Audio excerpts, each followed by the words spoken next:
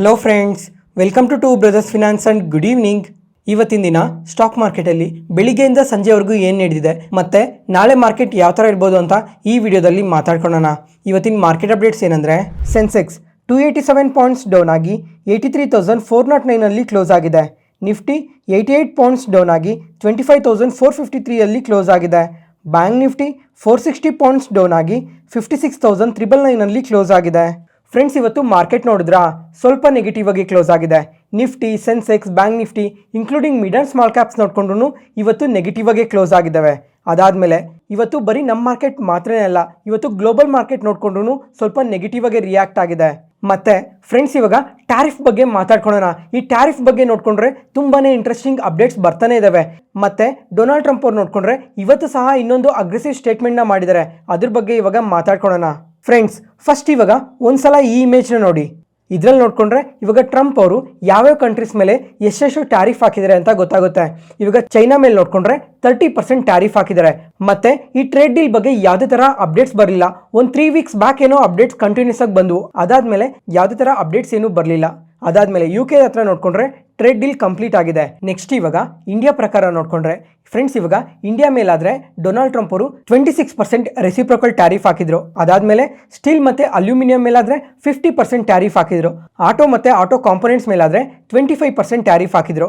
ಅದೇ ಥರ ಇನ್ನು ಯಾವ್ಯಾವ ಕಂಟ್ರೀಸ್ ಮೇಲೆ ಎಷ್ಟೆಷ್ಟು ಟ್ಯಾರಿಫ್ ಹಾಕಿದ್ರೆ ಅಂತ ಇಲ್ಲೇ ಕ್ಲಿಯರಾಗಿ ಗೊತ್ತಾಗುತ್ತೆ ನೋಡಿ. ಯುರೋಪಿಯನ್ ಯೂನಿಯನ್ ಮೇಲಾದರೆ 10% ಟ್ಯಾರಿಫ್, ಜಪಾನ್ ಮೇಲಾದರೆ ತುಂಬಾ ಹೈಯರ್ ಟ್ಯಾರಿಫ್ನ ಹಾಕಿದ್ರು.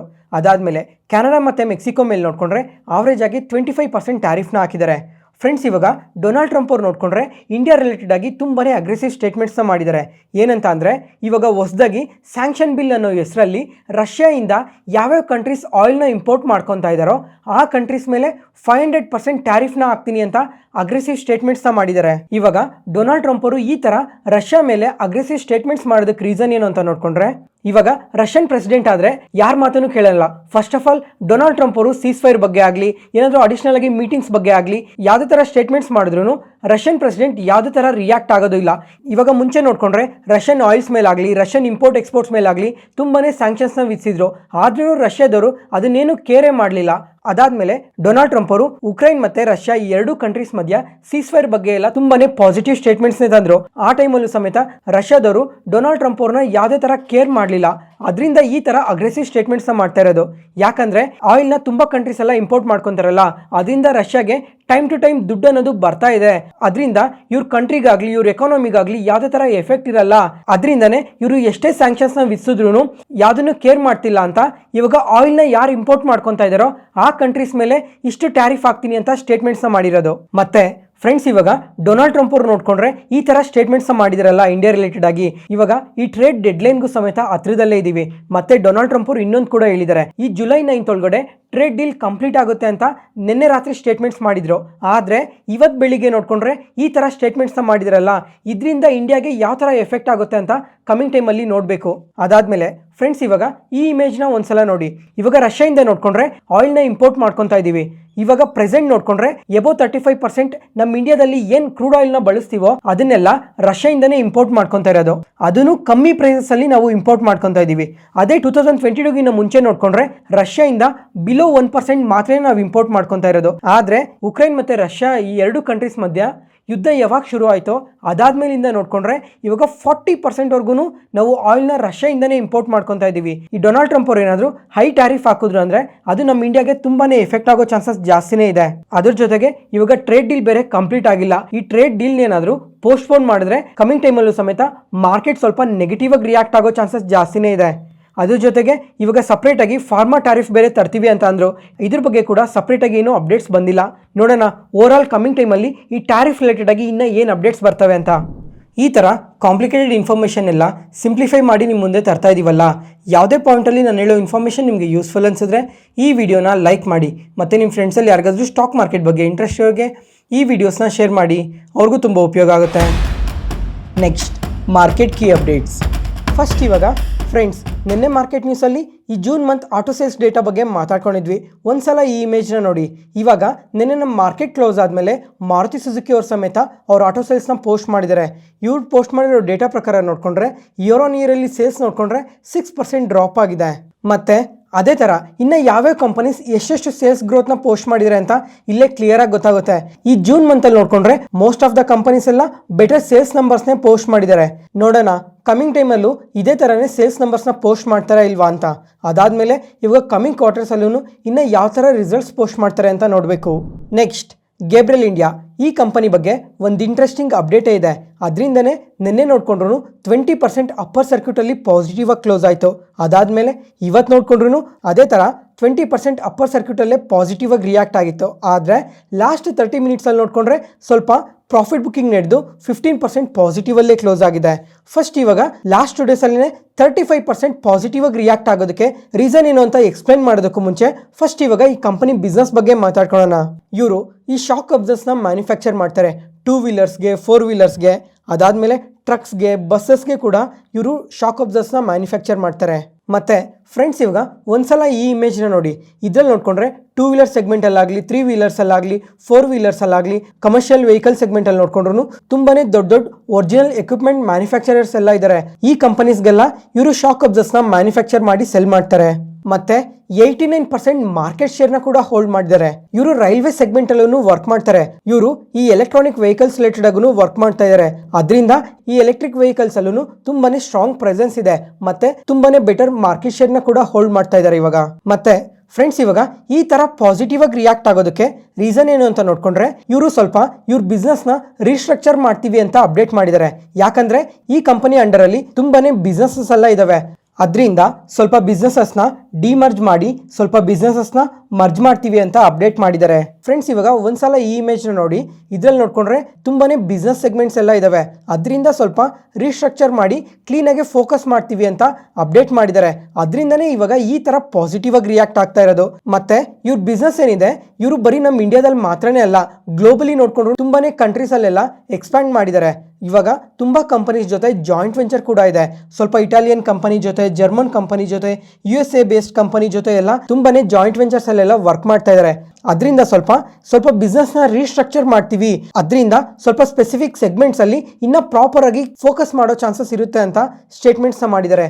ಅದರಿಂದನೇ ಈ ಥರ ಪಾಸಿಟಿವ್ ಆಗಿ ರಿಯಾಕ್ಟ್ ಆಗ್ತಾ ಇರೋದು.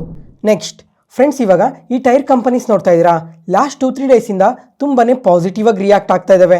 ಅಪೋಲೋ ಟೈರ್ಸ್ ಆಗಲಿ, JK ಟೈರ್ಸ್ ಆಗಲಿ, CA ಟೈರ್ಸ್ ಆಗಲಿ, ಈ ಥರ ತುಂಬಾನೇ ಕಂಪನೀಸ್ ಎಲ್ಲ ಪಾಸಿಟಿವ್ ಆಗಿ ರಿಯಾಕ್ಟ್ ಆಗ್ತಾ ಇದ್ದಾವೆ. ಇದಕ್ಕೆ ರೀಸನ್ ಏನು ಅಂತ ನೋಡ್ಕೊಂಡ್ರೆ ರೀಸೆಂಟ್ ಆಗಿ ಕ್ರೂಡ್ ಆಯಿಲ್ ಪ್ರೈಸಸ್ ನೋಡ್ಕೊಂಡ್ರೆ ತುಂಬಾನೇ ಪಾಸಿಟಿವ್ ಆಗಿ ರಿಯಾಕ್ಟ್ ಆಗಿದ್ವು.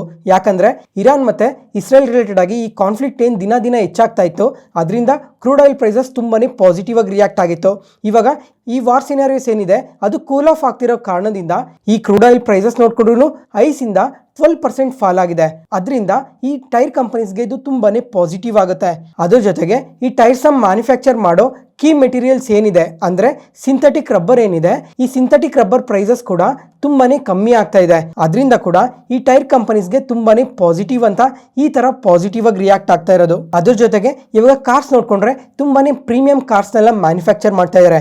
ಅದಕ್ಕೆ ಈ ಪ್ರೀಮಿಯಂ ಟೈರ್ಸ್ನ ಕೂಡ ಈ ಟೈರ್ ಕಂಪನೀಸ್ ಎಲ್ಲ ಮ್ಯಾನುಫ್ಯಾಕ್ಚರ್ ಮಾಡ್ತಾ ಇದ್ದಾರೆ. ಇವಾಗ ಪ್ರೀಮಿಯಂ ಟೈರ್ಸ್ನ ಮ್ಯಾನುಫ್ಯಾಕ್ಚರ್ ಮಾಡೋದ್ರಿಂದ ಈ ಟೈರ್ ಕಂಪನೀಸ್ಗೆಲ್ಲ ಕಮಿಂಗ್ ಟೈಮಲ್ಲಿ ತುಂಬಾನೇ ಪಾಸಿಟಿವ್ ಆಗಿ ರಿಯಾಕ್ಟ್ ಆಗುತ್ತೆ. ಅದ್ರ ಜೊತೆಗೆ ಕಾನ್ಸ್ಟೆಂಟ್ ಆಗಿ ರೆವೆನ್ಯೂಸ್ ಕೂಡ ಇನ್ಕ್ರೀಸ್ ಆಗುತ್ತೆ, ಮತ್ತೆ ಪ್ರಾಫಿಟ್ ಮಾರ್ಜಿನ್ಸ್ ಕೂಡ ಇನ್ಕ್ರೀಸ್ ಆಗುತ್ತೆ. ಈ ಎಲ್ಲ ಓವರ್ ಆಲ್ ರೀಸನ್ಸ್ ಇಂದನೇ ಈ ಟೈರ್ ಕಂಪನೀಸ್ ಎಲ್ಲ ಈ ತರ ಪಾಸಿಟಿವ್ ಆಗಿ ರಿಯಾಕ್ಟ್ ಆಗ್ತಾ ಇರೋದು. ಮತ್ತೆ ಫ್ರೆಂಡ್ಸ್ ಇವಾಗ ರೀಸೆಂಟಾಗಿ ಕ್ರೂಡ್ ಆಯಿಲ್ ಪ್ರೈಸಸ್ ನೋಡ್ಕೊಂಡ್ರೆ ತುಂಬಾನೇ ಪಾಸಿಟಿವ್ ಆಗಿ ರಿಯಾಕ್ಟ್ ಆಗಿತ್ತಲ್ಲ, ಇವಾಗ ಆ ಐಸಿಂದ ನೋಡ್ಕೊಂಡ್ರೆ 12% ಫಾಲ್ ಆಗಿದೆ. ಮತ್ತೆ ಕಮಿಂಗ್ ಟೈಮಲ್ಲೂ ಕ್ರೂಡ್ ಆಯಿಲ್ ಪ್ರೈಸಸ್ ಇದೇ ಥರ ಫಾಲ್ ಆಗುತ್ತಾ ಅಥವಾ ಸಸ್ಟೈನ್ ಆಗುತ್ತಾ, ಇದ್ರ ಬಗ್ಗೆ ಇವಾಗ ಮಾತಾಡ್ಕೊಳ್ಳೋಣ.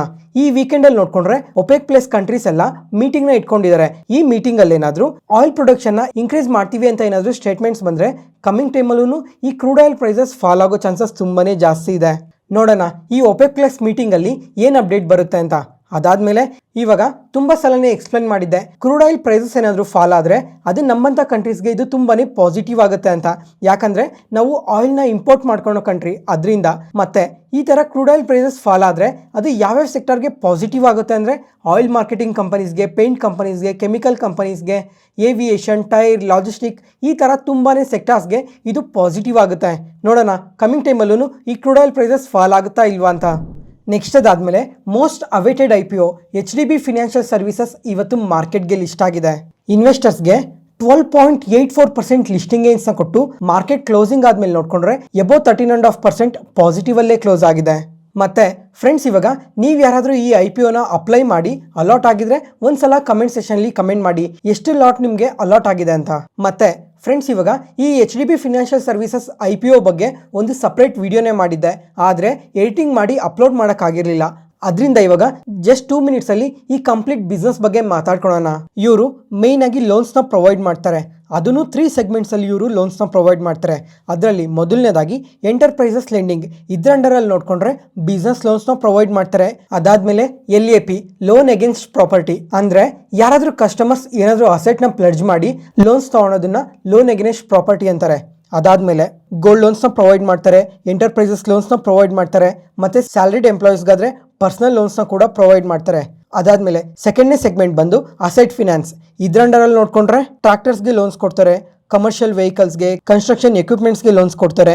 ಮತ್ತೆ ಫೈನಲ್ ಆಗಿ ಮೂರನೇ ಸೆಗ್ಮೆಂಟ್ ಬಂದು ಕನ್ಸ್ಯೂಮರ್ ಫಿನಾನ್ಸ್, ಇದ್ರ ಅಂಡರಲ್ಲಿ ನೋಡ್ಕೊಂಡ್ರೆ personal loan, auto loan, 2 wheeler loan, digital loan, consumer durable loan, micro finance loans, ಈ ತರ ಎಲ್ಲ ಪ್ರಾಡಕ್ಟ್ಸ್ಗೆ ಇವರು ಲೋನ್ಸ್ನ ಪ್ರೊವೈಡ್ ಮಾಡ್ತಾರೆ. ಫ್ರೆಂಡ್ಸ್, ಇವಾಗ ಇವ್ರಿಗೆ ಪ್ಯಾನ್ ಇಂಡಿಯಾ ಪ್ರೆಸೆನ್ಸ್ ಇದೆ. ಓವರ್ ಆಲ್ ಇವಾಗ ಇಂಡಿಯಾದಲ್ಲಿ ನೋಡ್ಕೊಂಡ್ರೆ ಎಲ್ಲಾ ಸ್ಟೇಟ್ಸ್ ಅಲ್ಲೂ ಇವರು ಪ್ರೆಸೆನ್ಸ್ ಇದ್ದಾರೆ. ಮತ್ತೆ ಟೋಟಲ್ ಆಗಿ 772 ಬ್ರಾಂಚಸ್ ಇದೆ ಆಲ್ ಓವರ್ ಇಂಡಿಯಾದಲ್ಲಿ. ಮತ್ತೆ ಇವಾಗ ಈ ಇಮೇಜ್ ನೋಡಿ, ಪ್ರತಿ ಸ್ಟೇಟ್ ಅಲ್ಲೂ ಎಷ್ಟೆಷ್ಟು ಬ್ರಾಂಚಸ್ ಇದಾವೆ ಅಂತ ಕ್ಲಿಯರ್ ಆಗಿ ಗೊತ್ತಾಗುತ್ತೆ. ಮತ್ತೆ ಫ್ರೆಂಡ್ಸ್, ಇವಾಗ ಪಿಯರ್ಸ್ಗೆ ಕಂಪೇರ್ ಮಾಡ್ಕೊಂಡ್ರೆ ಸ್ಲೈಟ್ಲಿ ವ್ಯಾಲ್ಯೂಷನ್ ಪ್ರಕಾರ ಸ್ವಲ್ಪ ಲೋವರ್ ವ್ಯಾಲ್ಯೂಷನ್ಸ್ ಅಲ್ಲಿ ಟ್ರೇಡ್ ಆಗ್ತಾ ಇದ್ದಾರೆ. ಅದಾದ್ಮೇಲೆ ಇವತ್ತು ಆಮ್ಕೆ ಗ್ಲೋಬಲ್ ಅವ್ರು ನೋಡ್ಕೊಂಡ್ರೆ ಈ ಕಂಪನಿಗೆ ಬೈ ರೇಟಿಂಗ್ ಕೊಟ್ಟು target price 900 rupees per share ಅಂತ ಅಪ್ಡೇಟ್ ಮಾಡಿದ್ದಾರೆ. ಮತ್ತೆ ಈ ಕಂಪನಿ ಫ್ಯೂಚರ್ ಗ್ರೋತ್ ನೋಡ್ಕೊಂಡ್ರೆ ಫಿನಾನ್ಷಿಯಲ್ ಇಯರ್ 28 ವರ್ಗು 20% CAGR ಅಲ್ಲಿ ಗ್ರೋ ಆಗ್ತಾರೆ ಅಂತ ಅಪ್ಡೇಟ್ ಮಾಡ್ತಾ ಇದ್ದಾರೆ. ನೋಡೋಣ ಕಮಿಂಗ್ ಟೈಮಲ್ಲಿ HDB ಫಿನಾನ್ಷಿಯಲ್ ಸರ್ವಿಸಸ್ ಇನ್ನ ಯಾವ ತರ ಗ್ರೋ ಆಗ್ತಾ ಇದೆ ಅಂತ. ಮತ್ತೆ ಅದಾದ್ಮೇಲೆ ಸಾಂಬೋ ಸ್ಟೀಲ್ ಟ್ಯೂಬ್ಸ್, ಈ ಕಂಪನಿ ಕೂಡ ಇವತ್ತು ಮಾರ್ಕೆಟ್ಗೆ ಲಿಸ್ಟ್ ಆಗಿದೆ. ಫ್ರೆಂಡ್ಸ್, ಇವಾಗ ಈ ಇಯರಲ್ಲಿ ನೋಡ್ಕೊಂಡ್ರೆ ತುಂಬಾನೇ ಕಂಪನೀಸ್ ಎಲ್ಲ ಮಾರ್ಕೆಟ್ಗೆ ಬಂದಿದಾವಲ್ಲ, ಆದರೆ ಪ್ರತಿ ಕಂಪನಿ ನೋಡ್ಕೊಂಡ್ರು ಜಸ್ಟ್ 5% 10% ಮಾತ್ರನೇ ಲಿಸ್ಟಿಂಗ್ ಗೇನ್ಸ್ ಕೊಡ್ತಾ ಇದ್ವು. ಯಾಕಂದ್ರೆ ಫ್ರೆಂಡ್ಸ್, ಇವಾಗ ಮಾರ್ಕೆಟ್ ನೋಡ್ಕೊಂಡ್ರೆ ತುಂಬಾನೇ ಕರೆಕ್ಟ್ ಆಯ್ತಲ್ಲ.